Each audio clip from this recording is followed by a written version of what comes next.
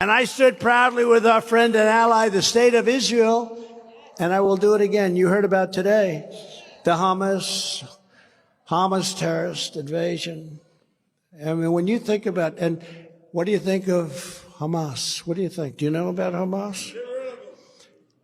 The terror invasion of Israeli territory and the murder of Israeli soldiers and citizens is an act of savagery that must be and will be crushed and avenged, has to be crushed. Israel's at war and the United States has to support Israel. We have to support Israel. There's been no better president for Israel than me. And nobody loves Israel more than the evangelical Christians, I will tell you that. This war happened for two reasons. The United States giving Iran $6 billion. How about that deal? We get 5 terrorists, they get 5 terrorists, or we get 5 prisoners, they get 5 prisoners. Call them whatever you want. 5 and 5, okay. I'm sure it wasn't a good deal. Because like in the case of Russia, one of the people they got back was the leading arms dealer in the history of the world. Okay? Leading arms dealer in the history of the world. He's going out now purchasing arms for Russia. Very good trade they made. I'm sure our trade was likewise. But they added one little caveat. Plus we get, for them, $6 billion. So we get 5, and they get 5. Sounds good. And they also get $6 billion. And our country's perceived weakness and an incompetent and corrupt leader, Joe Biden, who's laughed at all over the world. He's laughed at all over the world. People can't believe this is happening. President Xi, who is so smart, so many of these people, they have a meeting and they say, this can't be happening. The guy doesn't have a clue. And I predicted the war. A lot of the newspapers, thank you very much, fellas, they've been very generous to me. I predicted war in Israel immediately after it was announced that Joe Biden gave the $6 billion to Iran. They got so much money. At this time, Israel and the United States need a very strong partnership and leadership. I got to have strong leaders. You don't have strong leaders, it doesn't matter how many army tanks you have.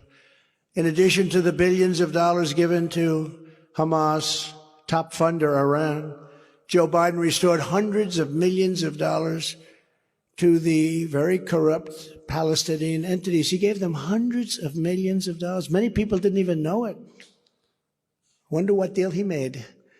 Joe Biden betrayed Israel. He betrayed our country. As president, I will once again stand with Israel, and we will cut off the money to Palestinian terrorists on day one. We'll cut it off on day one. And Biden and Obama were terrible to Israel because they begged him. Bibi Netanyahu came here, begged Obama, begged him, please, sir. I mean, he literally, the way he was talking, it was the craziest thing. He was begging him, don't do the Iran nuclear deal. I ended it, and if we had our administration, we would have had a deal with Iran already. It would have been a good deal. They wouldn't have had a nuclear weapon. Now they're 3 months away from having a nuclear weapon. And once they have a nuclear weapon, the conversations become much more difficult. This guy, this poor, sad sack of a president that we have, will lead us into World War III, 100%. I've made and I hope that's a prediction that I'm wrong on. But we've never been closer. We've never been closer than we are right now.